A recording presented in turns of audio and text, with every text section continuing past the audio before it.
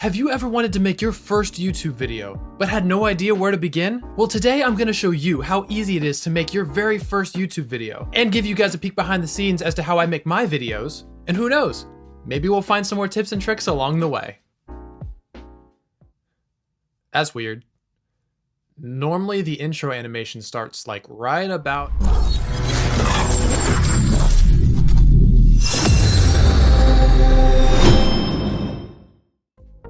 So this video is kind of a sequel to a video I made about 2 months ago. And in that video, I gave you guys a little bit of a peek as to the behind the scenes, specifically the how I make my videos, where do I make them at, the type of equipment I use. But today I wanted to take a little bit more in-depth analysis of that. And as I was preparing my notes for this video, I thought to myself, honestly, this would really help out a lot of people who are also trying to start their YouTube channel. So here we are. As we jump into this, the biggest takeaways that I wanted to share with you guys are my creative process behind video creation, with also a little peek at what I do for editing, and then final publishing. So let's go ahead and dive right into my creative process. And that starts with the ideas behind the videos and the scripts that I write. Honestly, every single one of my scripts always starts with an idea.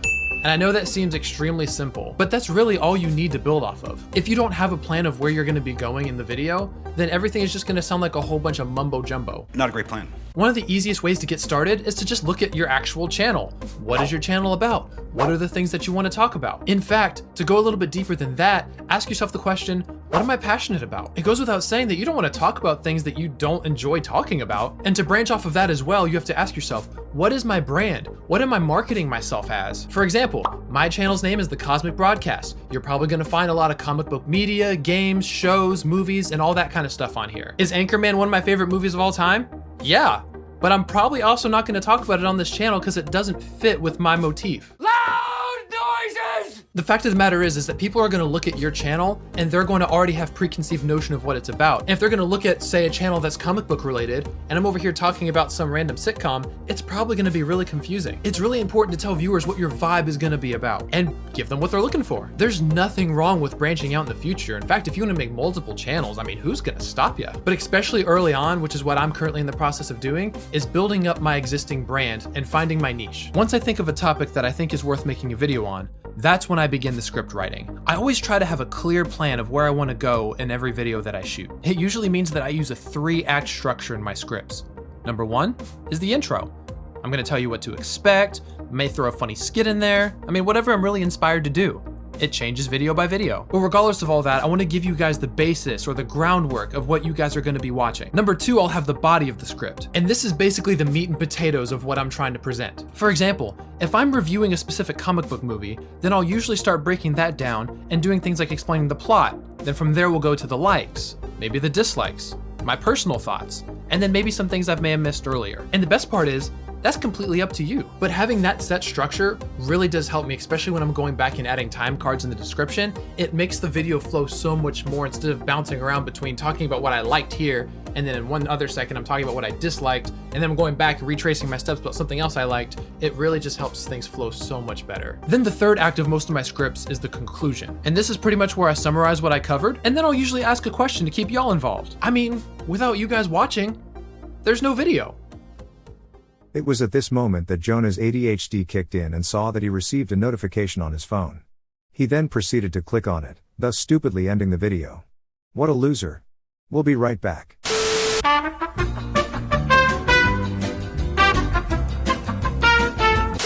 And I usually will save the asking for you guys to leave a like and subscribe at the end of the video, because to me it makes no sense to put it at the beginning. Because I mean, you guys haven't even watched my stuff yet, so why would you automatically like my stuff if you didn't enjoy it?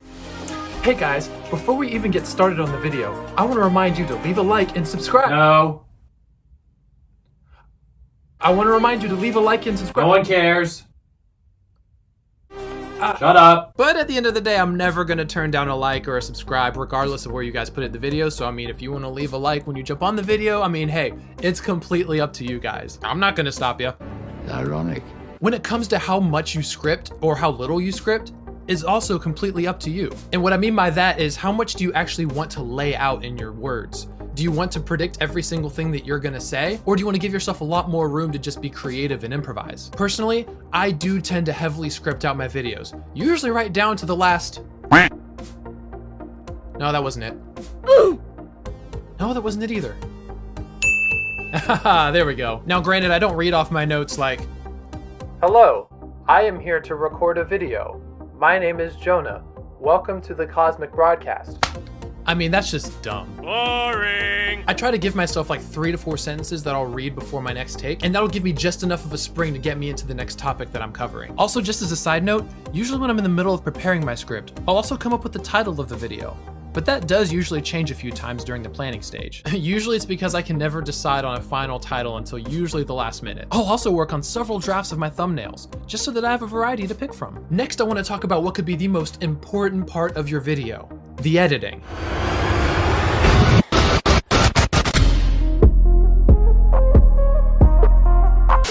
What are you doing? What are you doing? What are you doing?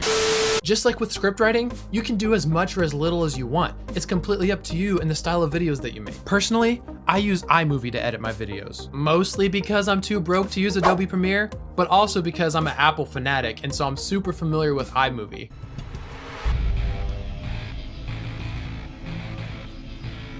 Next time, baby. As I mentioned before, iMovie for me is extremely simple to use, and it works great if you use Apple products. But if you don't use Apple, that's fine. Any editing software or app is fine.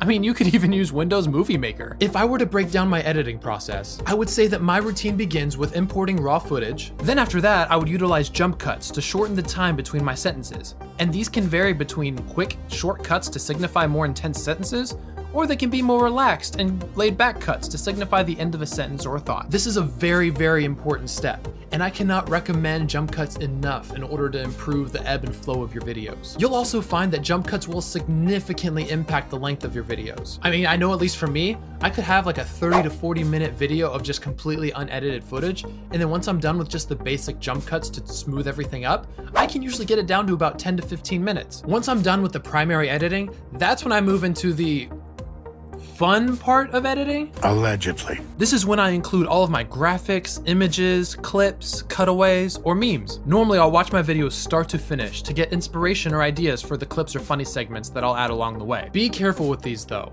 because too many funny clips and segments, and then boom, your video is cringe and annoying. But then on the other side, if you don't use creative graphics and cutaways and funny stuff or whatever you feel like you need to add to get your audience's attention, then no one's gonna wanna watch your videos, unless you're that compelling of a storyteller. And there's people like that out there. I am not hating on that whatsoever. But in my case, I know my limits. I know you guys probably don't wanna see me talk for 45 minutes, and if you do, hey, I'm flattered. One thing I will say though, is try to do your absolute best to stay away from copyrighted clips, especially music. Even though you're probably not gonna make money right away on YouTube, if your video has a copyright claim on it, then that organization who used that copyright claim can actually restrict that video from being shown in certain countries, certain districts. They have full creative control over what they can do with it. And that may put your small channel at an extreme disadvantage. So when in doubt, just try to stay away from anything that you think could get copyright claimed. For example, on an older video that I made, I used a meme that had 10 seconds of an instrumental in a Kanye West song. And even though it was its own meme, it still got copyrighted. I mean, sure, there are ways you could fight it, like utilizing fair use, but usually it's more of a headache than just avoiding it in the first place. But kind of following on that same track, let's go ahead and talk about the background music real quick. I personally have always used non-copyrighted instrumental backing tracks for all of my videos. And this helps a lot with me filling in the dead air, so it doesn't just sound like me talking to myself, alone, in a room, with nobody to talk to. Yeah, it's kind of quiet in here. I usually like to alternate between about 2 to 3 different tracks that I consistently use on my videos, with most of them coming from my buddy Justin, who makes some pretty dope music on SoundCloud. Link is in the description if you want to check his stuff out. Just make sure that whatever music you end up deciding to use, not only making sure that it's not copyrighted, but also make sure that you fill around with the volume, just to make sure that it's not so loud that it's drowning out your voice, or so faint that you can barely hear it. Once you've prepared your notes or a full script, you've shot your video, and then now you've completed your editing, you should be good to go. The final step is uploading the video to YouTube. Here you can add the thumbnail, your catchy title, and the description that you want to use. You don't have to write a college essay in your description, but do make sure that you use keywords that relate to your video and title. Once YouTube has processed your video and ran the copyright check, you should be good to post. There are also some other features that you could definitely utilize, like end cards, tags, and scheduling your video. I like to use the scheduling video tool a lot because for me, once I'm done with my video and I need it to come out on a specific day, I can just set it and forget it, and I can turn right back around and work on my next video. Now, this part wasn't in my notes, but I actually did want to talk about this. In fact, for the next little bit of time I'm going to be talking, I'm just not gonna have any jump cuts or anything whatsoever, because I just want you guys to see me at my most natural state with no jump cuts, no nothing. This is just me. So I know a lot of people on YouTube can really kind of hide the fact that they can cover for, shoot, there I go again. You know, the struggles with speaking, or if you stutter or something like that, oh, it's no problem. You know, you can just cut it and make yourself look really good on social media for everyone to see. But it's really not like that. For me, I really struggle with stuttering, or I misspeak a lot. I mispronounce a lot of things. I've struggled with a speech impediment since I was a little boy, and it's hard. There's a lot of stuff that goes behind making these videos, and when you already work a 40-hour work week and you have other responsibilities, this stuff can get really hard. But if it's something you enjoy doing and you're really passionate about talking about specific things, don't let anything stop you. As long as you're able to prioritize the right way, who cares if you don't know how to speak or you get nervous in front of a camera? I mean, heck, this is probably what I think it's my 39th or 40th video on here. I still get nervous every time I talk. So just don't let that kind of stuff drag you down. I just wanted to take this moment to be as real with you guys as I possibly could. Just show you guys that I'm just a guy, you know? I'm super passionate about what I talk about. I love comic book movies. I love what I do. It's my passion. But, you know, I struggle with a lot of things, and it really sometimes does get to me and makes the editing process a lot more frustrating when I have 20 minutes of ums or uhs or coughs or mispronunciations or stuff like that. But there I go again.